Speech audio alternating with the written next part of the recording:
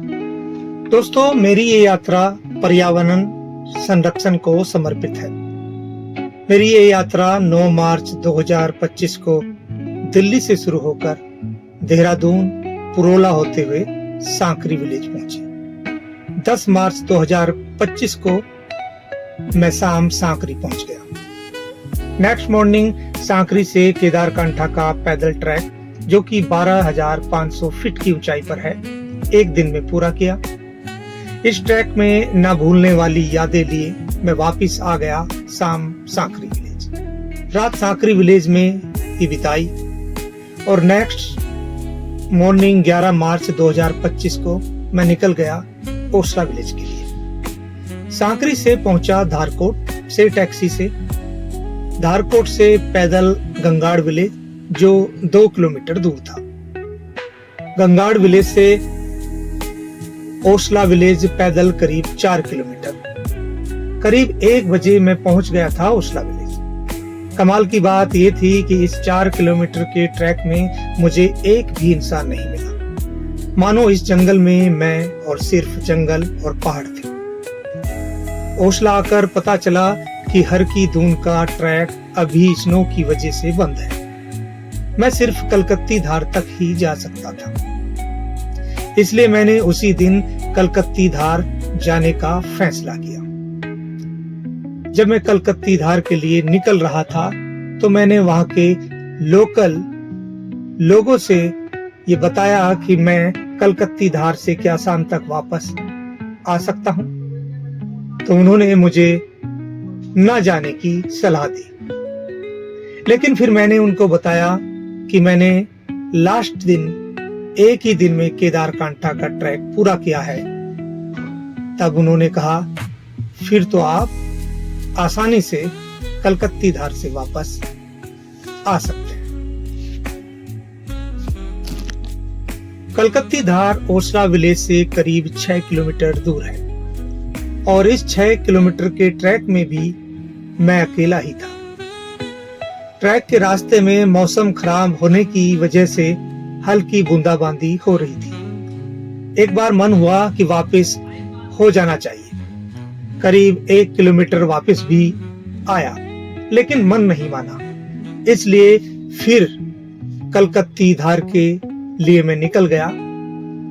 मैं शाम 6 बजे तक ओसला विलेज वापस आ गया। ओसला विलेज मानो यहाँ समय रुक सा गया है या फिर धीरे धीरे चल रहा है। यहाँ महासू देवता का मंदिर बहुत ही लोकप्रिय है। ओसला विलेज में घर लकड़ियों से बने हुए,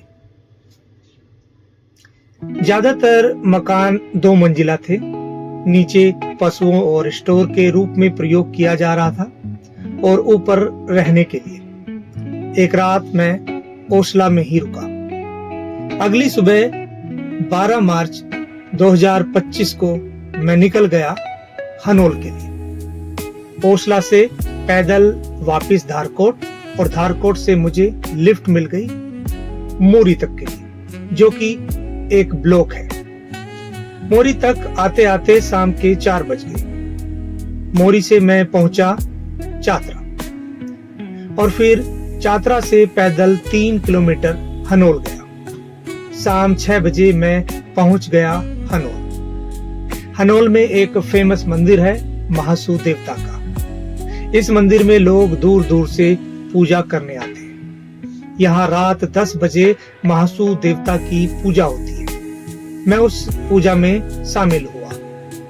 हनोल में मंदिर की एक धर्मशाला है जहाँ मैंने रात गुजारी। एक गद्दा, कंबल और तकिया 50 रुपए, साथ ही रात का खाना। अगली सुबह जब मैं उठा तो घाटी का मौसम बड़ा ही सुहाना था।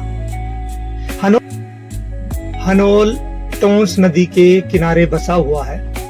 मैं टोंस नदी के किनारे घंटों बैठा रहा। 13 मार्च 2025 को मैं निकल गया पोंटा साहिब के लिए। पोंटा साहिब जाने के लिए पहले मैं गया त्यूनी। हनोल से त्यूनी करीब 15 किलोमीटर दूर है। हनोल से त्यूनी के लिए भी मुझे लिफ्ट मिल गई। त्यूनी में मैंने नाश्ता किया और वहां से हिमाचल प्रदेश की बस से पहुंच गया हरबटपुर, जिसका किराया था 300 रुपए। हरबटपुर से बाई बस में पहुंचा पोंटा साहिब, जो कि हरबटपुर से 16 किलोमीटर दूर है। शाम 3 बजे मैं पहुंच गया पोंटा साहिब। वहां गुरुद्वारे में चाय पी, दर्शन किए और फिर रहने की व्यवस्था में लग गया। गुरुद्वारे के करीब ही किसान भवन में मैंने एक कमरा लिया 600 रुपए में, जो कि महंगा था क्योंकि पोंटा साहिब में 14 मार्च का मेला था, जिसकी वजह से वहां भीड़ थी। रात को यमुना के किनारे टहला और उस रात को पोंटा साहिब को करीब से देखने समझने का मौका मिला।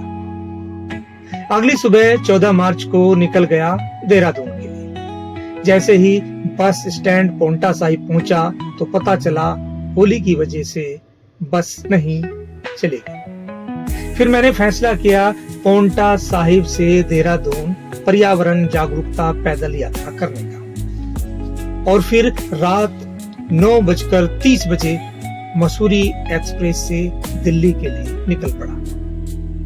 15 मार्च 2025 को दिल्ली पहुंचकर अपनी इस यात्रा को पूरा किया। मेरी ये यात्रा करीब 1040 किलोमीटर की रही, जिसमें पैदल करीब 105 किलोमीटर था। ये पूरी यात्रा मेरी समर्पित थी पर्यावरण संरक्षण के लिए, जिसका एक संदेश था कि जो हमारी पीढ़ियों का कर्ज है इस प्रकृति पर, जो हम नहीं चुका पाए या हमारी जो पूर्वज हैं वो शायद नहीं चुका पाए, तो हम उसको चुका सकते हैं बड़े ही सिंपल तरीके से। हम इतना तो कर ही सकते हैं कि कम से कम अपने नाम का एक पेड़ लगाएं। अपने घर के सदस्य के हर व्यक्ति के नाम का एक पेड़ होगा तो जितनी भारत की आबादी है कम से कम उतने पेड़ तो बढ़ ही जाएंगे। हर दिन न जाने कितने इंसान पैदा होते हैं, तो उनकी याद में भी इन पेड़ों को लगाया जा सकता है। मेरी ये यात्रा और सुझाव आपको कैसा लगा कमेंट करके जरूर बताइएगा। तो गुड बाय दोस्तों, अगली किसी पर्यावरण जागरूकता यात्रा तक के लिए। जय हिंद, जय भारत, जय धरती।